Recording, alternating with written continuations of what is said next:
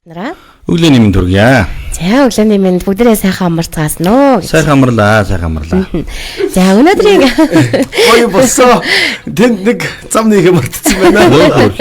За хэлгүй юм шиг болох ч штэ яг сайн. Тий. За өнөөдрийн шилдэг багийн шилдэг хаан танин мэдхүү нэвтрүүлгээрээ бид маш сонирхолтой сэдвийн талаар ярих гэж байгаа. За энэ бол Хятад улсын тухай сонирхолтой баримтууд.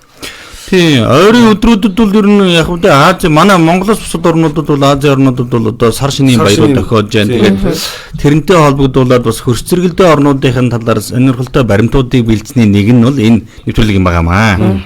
Нөгөө юу яж штэ нөгөө хилэн нэгдээд нэлээ олон нөгөө нэг хүмүүсүүд хил дээр ингээд өчтөр мэдээ харлаа. Тэр нөгөө метроны буудлын төрчс түр ярзган чинь да. Одоо ойрын өдрүүдэд чинь нөгөө бүгд нөгөө том хотуудад амьдарч байсан ядуу чинь их нутг руугаа явдаг, ээж аав дээрээ шинэлэх гээд очдөг. Жинхэнэ хонон өнжин очролдог, хүлээдэг өдөр чинь өдрүүд эхэлсэн байгаа да. Өнөөдөр бас Солонгосын цагаан сар эхэлж байгаа сарх те. Тийм шүү дээ. Тий хадууд. За тэгээ би малгайг нь тавья л да. За ер нь бол манай хөрс одоо бүгдээр Хятад ард улс яг одоогийн байдлаар бол 1 тэрбум 411 сая хүнтэй гэж явдаг. За энэ мэдэн дээр бол 1 тэрбум 411 сая гэж байна л да. Гэтэ дөнгөж сая явсан миний одоо чеклсэн мэдээгээр бол 1 тэрбум 419 сая хүнтэй байгаа юм байна. Аймаар уу? Яа. Ер нь энтхэг бол 1.5 сая орчим хүнтэй. За Хятад бол 1.4 тэрбум хүнтэй. Энэ хоёр нийлээд дэлхийн хүн амын 40%-ийг. Йоо. Энэ хоёр нь баг. Энэ хоёр чинь нийлээл ер нь баг дэлхийн хүмүүс тал ба шүү дээ. Энтхийг Хятад хоёр нийлээл. Ийм л байна. Дэлхийн талыг уу? Ингээд эзэлчих юм уу? Энтхийг чинь 1.5 орчим тэрбумтай, Хятад нь 1.4 тэрбумтай. Энэ хоёр нийлэхээр дэлхийн хүн амын 38%-ийг бүрдүүлж байна. Азарган байна уу? Азарг байна азарг. Аюулт. Тэгээд за ингээд бид нэр Хятад улсын талаар бол сонирхолтой зарим мэдээг бол хүргэх гэж байгаа юм. За зарим нь бол манайс хүнжээ мэдэн зүнжээ тууртай. Ийм байгаад байгаа юм. Ингээд за тэгээд олон үг нуршилгүйгээр ямар сонирхолтой юм хүргэх гэж байгааг та бүдээ хүргэж өгье. За тэгээ энд угаасаа яг сүнжээ дуртай. Тий.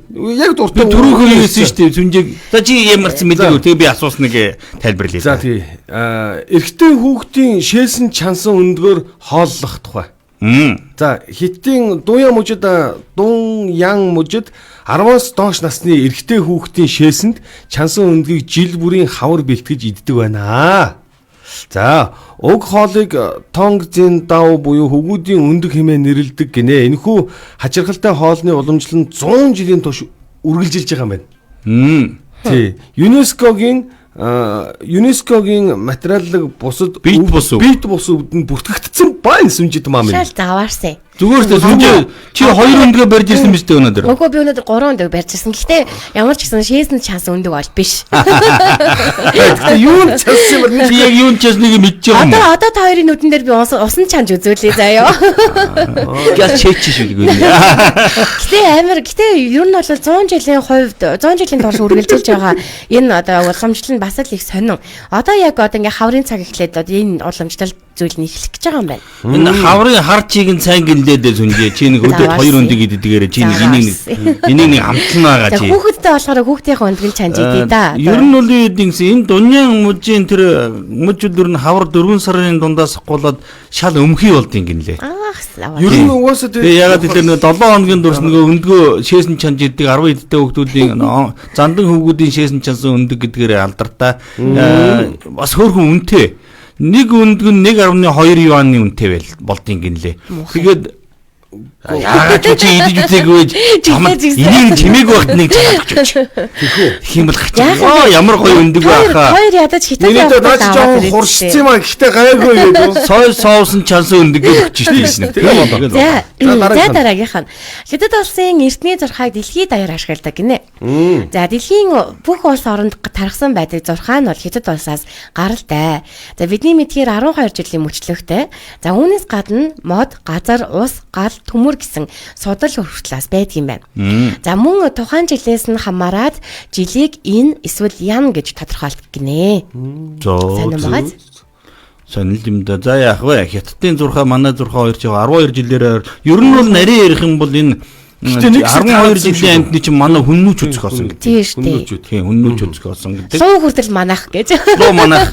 Яг юу бол эднийд нэг луутад төстэй усны амьтан байсан юм билээ. Яг тэр нь явсаар хагаад нэг ивэртэй байсан, хоёр ивэртэй болоод усны амьтан байсан нисдэг болоод ингээд гал гардаг болоод. Гал гардаг болоод тэгээд ингээд луу. Янз талрал хувираа явчихсан да. Яг Аз даяараа л ингээд 12 жилтэй л болцсон л доо. Гэхдээ луу манах гэж. За тийм ээ. За. Өндөөг яах вэ хэмжээд маа. Өндөг болоод айлах. За өндөг чанж идгээрээ сүнжид маш мэдж байгаа. За дараад нь бас нэг өрмөц удаа уламжил байгаа маа. Хятадууд бол ер нь хаврын баяр, хавар 102-ын зааг дээр нохооны мах иддэг уламжлалтай. Гоё. Юу гоё тий. Гоё яах вэ? Тэр нохооны мах сайн л гэдэг шүү дээ. Жил бүрийн зуны ихэнх сар болдог. За энэ үед л Хятадын баруун өмнөд хэсэгт байдаг Юлин гэдэг хотод зуныг ухтааж одоо Юлин личи гэдэг нохооны мах иддэг юм уламжилт арга хэмжээ зохион байгуулагддаг гин л дээ. За тэгээ нохоо мах идэх нь бол ер нь амжилтыг дагуулдаг, эрүүл мэндэд сайн гэдэг олон талын бэлэгдлийг бол агуулдаг гинэ. За эрт дээр үеэс үл энэ арга хэмжээ бол зохиогдож уламжил болгож ирсэн нэг одоо тий уламжил болсон. Ингээд дээр үед бол ер нь нэг удаагийн том арга хэмжээний үеэрээ баярын үеэрээ бол 100000 хүртэлх нохоо махыг бол идчихсэн ийм тоорн байдгийн гинэ. За харин сүүлийн үед бол харьцангуй бас нохооны мах идэх нь арай жаахан багасаад. За тэгээ 2014 онд бол энэ тоорнт бол 4000 хүрсэн. За одоо бол арай багасж байгаа ийм байдгийн л дээ. Гэтэ бид нар бас юу хийдин штэ. Нөгөө залбин нохоо муур зур устгаал явж явах чинь нөгөө сүрээ мөрөөдөө хүмүүс чинь нохоо гоё. Гэхдээ нөгөө тэр чинь нөгөө хойлгийн мах иддэг үстэй. Хойлогны мах. Нохооны мах чинь бас энэ юунд уушгин цай. Гэхдээ тэгээд тэр хойлогны мах өгдөг юм байлээ. Тэгээд чоны одоод модоод тэгэл ер нь чонтой холбоотой махнуудаас өгдөг юм шиг. Нохооны мах мэдгүй. Тэр хойлогны мах бол мэдгүй. Би үл идэн. Ер нь бол сайхан шарчул ах нь юу ч хамаагүй. Гэтэ ямар ч байсан намайг бага байхад л хойлогны махаар хоол хийж үг гэлт идэг байсан. Тийм. Юу яадаг штэ нөгөө манай энэ залбин нохоо муур устгалынхын өдр чи яваал ингээл би ч юм уу дээр үе тэр асуудал хариулдаг байхад бүдүүн нохоон гуйн алгуулчихдаг гэсэн. Зөө буудаал яваал хогийн зэг дээр аваачил тавьж тэнгүүд нохоон гуйн багхгүй. Цул мах байх. Тэр хаашаа орсон бэ ууган баяраа. Тэр сүмжээ хоолны мах иддгээрээ за мэдгүй бид хоолны мах идчихаагүй шүү. Сүмжээ төрлийн мах голохгүй идэн шүү дээ. Гүү ерөөс тийм багхгүй. Голохгүй иддгээс ахын байна доо хамаагүй. Тий багяах л мэдж байгаа. Үлсэж өгөхгүй л юу л хамаагүй идэн шүү дээ. Яа тийм. За дараагийнх нь. За Хятад улсад Австрийн нэг хот байдаг гэж шүү. Гэрний сони юм лээ. Тий. Сүүлийн үед Хятад улсад дэлхийн өнцөг булан бүрт байрлах сонирхолтой газруудын жишг хөлбөр гаргах мод дэлгэрээд байгаа гинэ. За гой моднууд бас байна. Тэгвэл China Minimetals гэх уул уурхай байгууллага нь Австралийн Галшат хотын жишг хөлбөрийг бүтээсэн байна гинэ. Өнжиг бүр бүтээсэн юм шин. Хийгээд бэлэн болохтой зураг байгаа манай лайвд ор явж байгаа. Тэр юм яг юм харал дагуулад яг тэр нэг яг тухайн улсын нэг өнгө төрхийг харуулсан тийм хот байна. За ийшээ очих юм бол Хятад руу ер нь зориод бас аялал маялаар явж байгаа бас очиод үзэл бас нэг Австрал ч юм уу Австри ч юм уу очсон юм шиг тийм гоё мэдрэмж авах тийм бас хот байд юм биш үү? Ямар сайн юм те. Гоё юм аа. Штат гэдэг хотын жижиг хөлбөрийг бүтээсэн. Тийм байна. Энэ нөө дэлхийн парк гэл байгаа нөө жижигхэн минимал хэлбэрээр барьсан гэл ингээл Бээжин ч байдаг ус одоо бүр минимал нь бүр ингээд том хотоор нь барьдаг болж тээ дуусан байна. Одоо энэ Universal-студ гэдэг байгаа шүү дээ. Бээжинг чинь яг тэрэн шиг одоо тэгэл яг ийм Хятад улсад одоо Австри юм гоё хотыг чинь бас бий болгоцсон bay шүү. Очоод гоё үзээд сонирхоод ороод гараарэ гэж бас хэлмээр байна тий. За дараагийнх нь Хятад улсад зөвхөн нэг л цагийн бүс байдаг гинэ. Сони. За хэдийгээр Хятад улс нь газар зүйн 5 цагийн бүсийг хамарсан газар нутагтайч гэсэн зөвхөн нэг л цагийн бүстэй гинэ. За энэ үндэсний эв нэгдлийг хадгалах зорилготой санаачилсан тушаал гэж нэрлэгддэг юм байна. Манай улс чинь 2 цагийн бүстэй дүүцтэй. Тийм, манайх чинь баруун аймагуд чинь 1 цагаар төрүүлжүүлээ явдаг тий. Тийм төрүүлж явдаг юм байлээ. Одоо ховд уус энэ чинь болохоор 1 цагийн дөрөвтэй явж идэг шүү дээ. Одоо манад 18 цаг болж байгаа, тэнд 19 цаг болж идэг шүү. Тийм, тэгдэг. Сони юм байлаа шүү дээ. Цагийн дөрөвтэй бус нутагт очихоор ч. Одоо ингээд бид нар ингээд одоо юунаас одоо ховд ховд руу ингээд орох төгөхөөр одоо яг ингээд Улаанбаатарын цагаар явж байгаа штэ. За тийм. Тэнгуудаа ховд руу ингээд очингоо шууд ингээд нэг цагаар урагшчихдаг. Айгуу сони юм билээ тийм. Тэгээ нөгөө нэг цагийн зөрөө мөрөө гаргана гэдэг чинь бас л айгуу сони юм билээ. Тэгвэл яс нойр морж хүрээд баларж нэг хүрээд тийм. Тэр чинь нэрээ сони юм билээ шүү хаа. Амьдралд амар том өөрчлөлт. Би бүр нэрээ хоны 24 цагаас бүр урагшлаа ингээд төрүүлээд төрүүл залхаад байгаа юм чи. Ямар сони. Сонио гэж. Яг таа байж нэрээ. За дараад нь минийх байж байгаа юм. Энэ ер нь хятад улсад нэг олимпийн наадам, Бээжингийн олимпийн наадамтай холбогдуулаад ер нь бол аюун гэдэг нэр бол нэлээд одоо тренд нэр болж гисэн. За манайх нэг Имүүжин Тэмүүжин ямар ингээд 13 дугаар зууны нэр одоо нэг хэсэг бол тренд боллоо. Нэг тэрэн шиг юм байгаа юм. Гэхдээ энэ бол бүр 2008 оны Бээжингийн олимпиос өмнө тренд болсон нэр юм байгаа юм л да. 1992 оноос бол энэ аюун гэдэг нэр бол ерөнхийдөө бол одоо модонд орж эхэлсэн. За яагаад вэ гэхээр 1992 онд бол нөхдүүд чи яасан байгаа юм.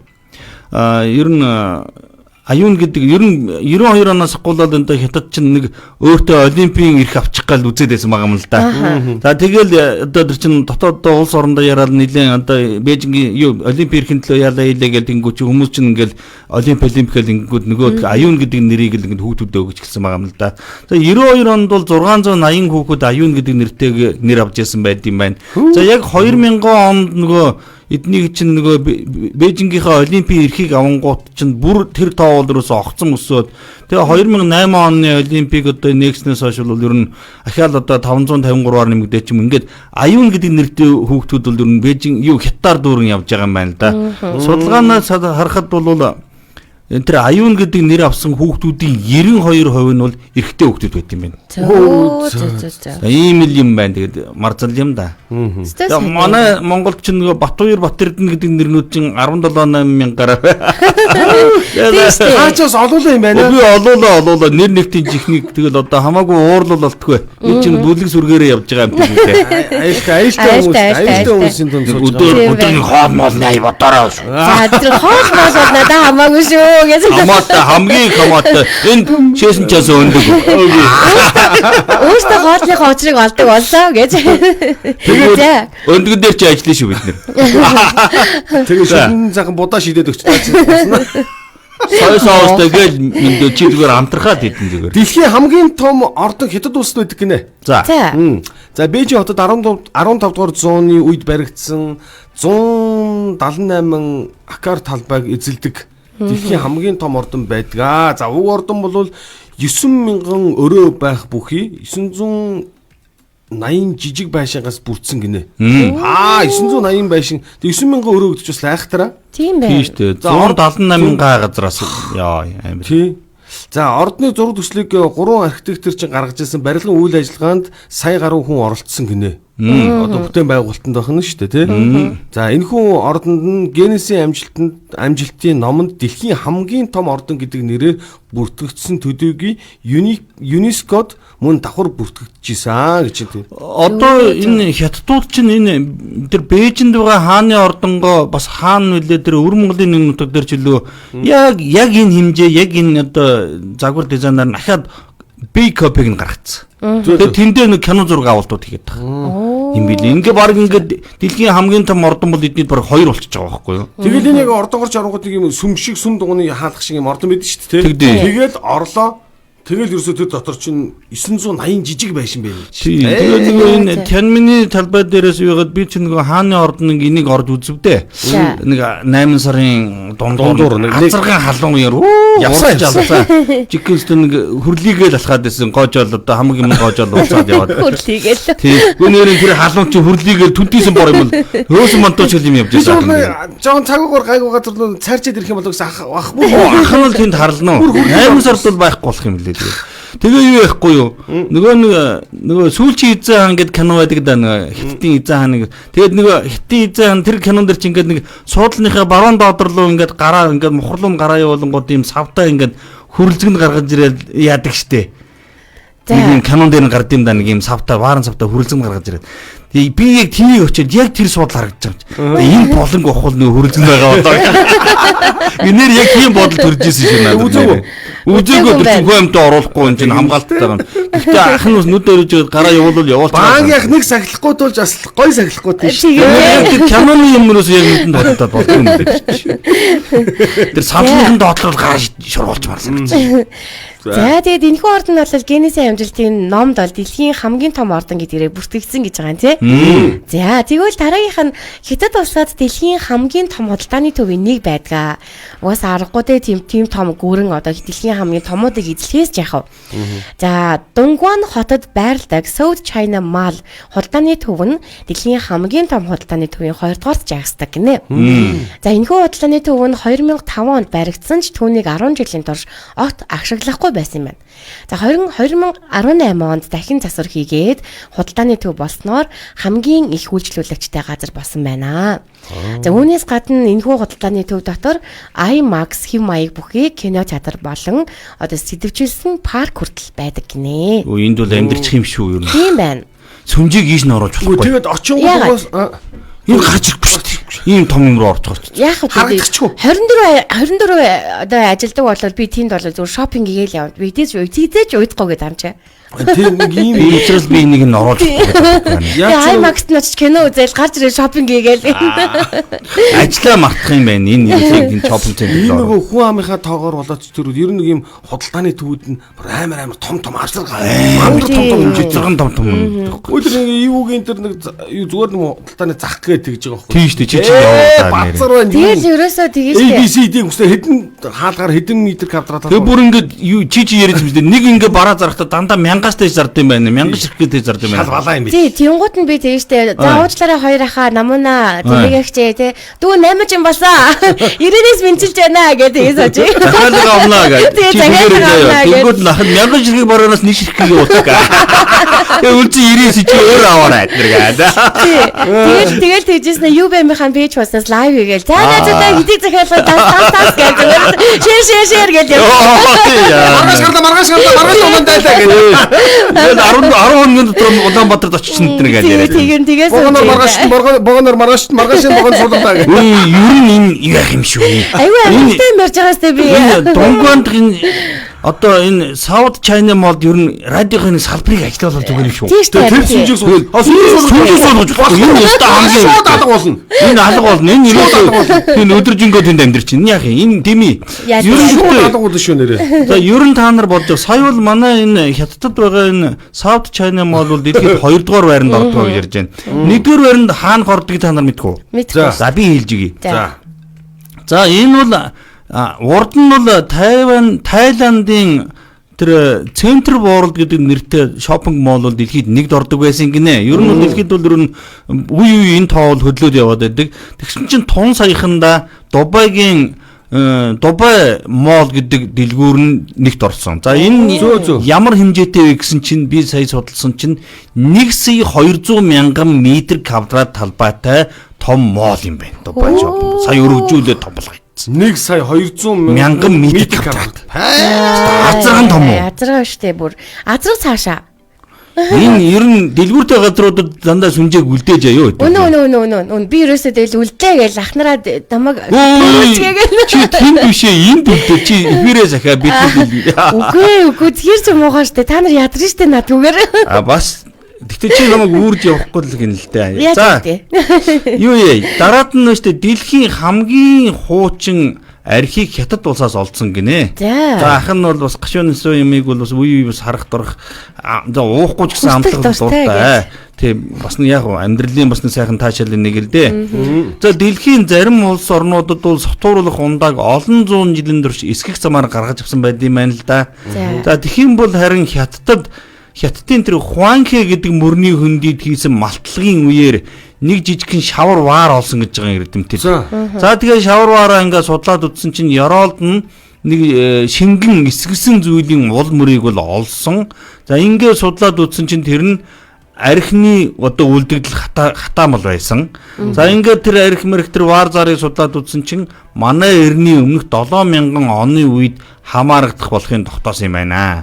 За одоо чинь манай тооллын 2025 он гэж үзэх юм бол бараг 9000 гаруй жилийн өмнө арх хийж ээжтэй. Тэгээ тэрнийх нь хатаамал нь олдсон. Амар тий. За хятадын шинэ жил 2-7 хоногийн турш үргэлжилдэг гинэ. 2-7 хоног гэдэг чинь үндсэндээ 14 хоног. Тийм ээ. Ажлын 10 хоног. Тий.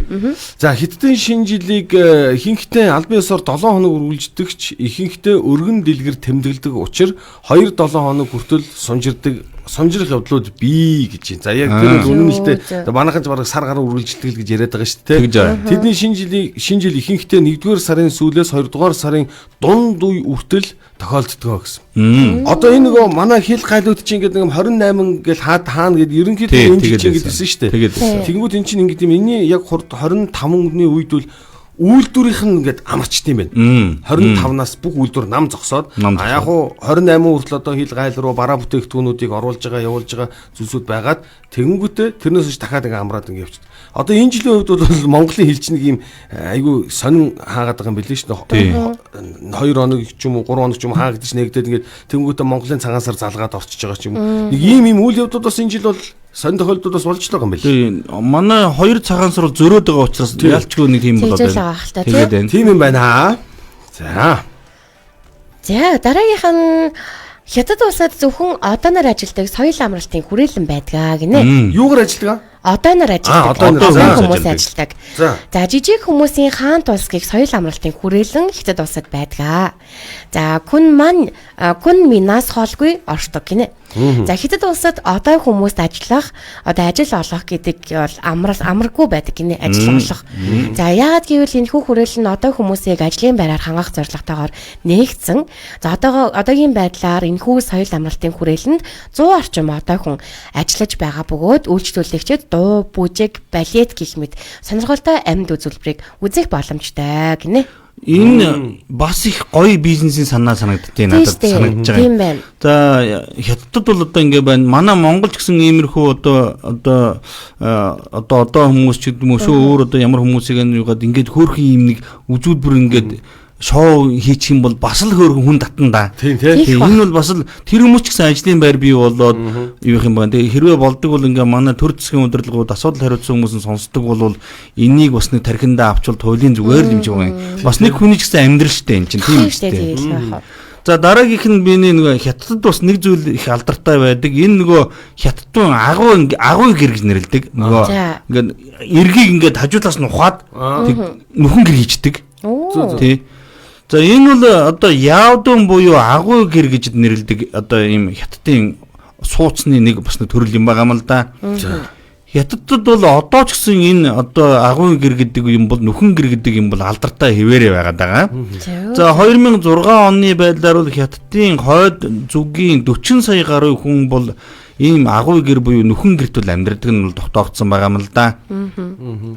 Хүрэл зэвсгийн үеэс үүсэлтэй энэ агуун гэрийг бол энэхүү одоо улсад байдаг одоо бөгөөд агуун одоо ямар даваа талтай вэ гэх юм бол өвөл дулаахан 100 сэрүүхэн байдгаараа гэд онцлогтой. За одоогийн Хятад улсын их удирдагч одоо Си Жинпин дарга хүртэл нөгөө аав нь соёлын хувьсгалын үед билүү буруутгагдаад нөгөө хилмигдээд тэгээд ийм нүхэн гэрт агуу гэрт амьдарч яасан гэд би Discovery Asia channel-аар үзчихлээ л да. Си дарга бол энд амьдарч яасан ингээд. Тэгээд тэр бол бас л нэр өвнөц юм лээ. Их гоё санагдсан. Би нэг за яха амьдэрдгүй махад нэг орж үзэх юмсан гэж санагдсан шүү надад. Тийм шүү дээ тий. Энэ угаасаа нэг юм уулын ингээд билүүдэр бас ингээд хиттууд ингээд амьдарч яасан гэдэг ингээд гарч. Тэгээд яг ингээд нөгөө нүхэн гэр болгоцсон. Тэгэл ороод үйжд. Тэгээ ингээд амар олон утурч шаттай уулын билүүдэр уулын хөндийгөөр яг ингээд налуу ирээд байгууд ингээд шууд орох юм лээ. За баярлалаа их юмдаа сонсогчдоо. Тэгээ өнөөдрийн шилтэй багийн нэвтрүүлэг өнөөдөр сонирхолтой баримтуудаар бас шинэ дугаарыг хүргэлээ. За тэгэл яг хоо тэгээд манай сасчлын хувьд ч гэсэн бас нэлээд бас сонирхолтой. За магадгүй одоо хятад улсыг зорин одоо сурах гэж байгаа, ажиллах гэж байгаа, очиж бас аялах гэж байгаа сонсогч нартай бас гоё нэмэлт мэдээллүүд болж чадсан болоо гэж бодож байна. За би нэг бас нэг зарын шинжтэй юм хэлэх гэж байна. За.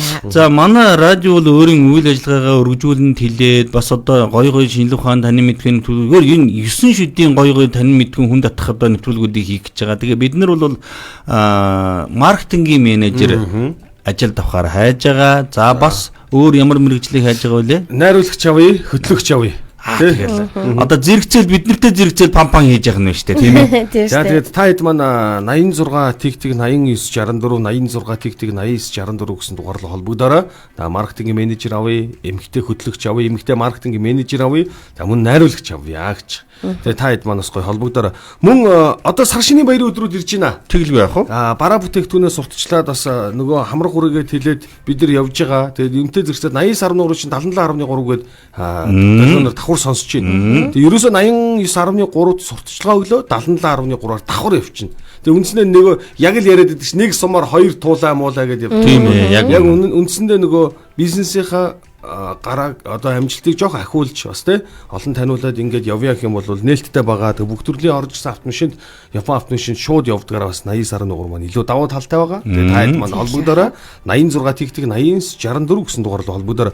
Сар шинэ болж байна да одоо бүгдээрээ сайхан бараа бүтээгдэхүүнээс уртчлаа. Хаана үзэсгэлэн болж байна? Бүгд холбогдорой тийм ээ. Борцог морцог хэдэж явах юмтай холбоотой рекламыг л манай сүнжээ гаргах. Малилтал сайхан ингээл инээж байгаа. Одоо зүгээр энэний урдуур ингээд хэдэн хавсаа сайхан өрөө тавьгаад маргаашийн дугаар дээр нэг нь алгуулсан байж байгаа. Гэтэ би Эмийн цаатлын сүүдэртэй булгахс нэрцэн байв сүнжээ шүү. Сүнжээ шүү. За би албан ёсоор мэдэгдъя. Би гурилын идэх юмнаас гарсан. Ингээд байгаа юм да. Гарсан. Нөгөө сой соостой өндгийн үгийн. Одоо ингээд нөгөө нэг ингэж байгаа байхгүй хатуутай илэмтэй байгаа үед уугнаах багийн хоёр ингэж хажуутаас ингэж чатагдгаа болмоор байна. За өнөөдөр миний гүргэрийг хэлхүү те. Өнөөдөр их гоё чатга явагдана. Бид өнөөдөр ажил дээр Монгол цог хийж байгаа. Тэгээд өнөөдөр сүнжид маань өнөөдөр яаж чуганд эсхийг бид хоёр кайфтайгаар харна гэж. Зайлуул гэж зарим хүмүүсийн амьдрал төлөлийн бүрхэг л байна шүү сүнжээ маа. За ингээд өнөөдрийн нэвтрүүлгийг энэ хүрээд өндөрлөж байна. Хамстай байж мэдээллийг хүлээн авсан та бүхэндээ баярлалаа. Өдрийг сайхан өнгөрцгөөрэй. Баярлалаа. За баярлалаа. Bye.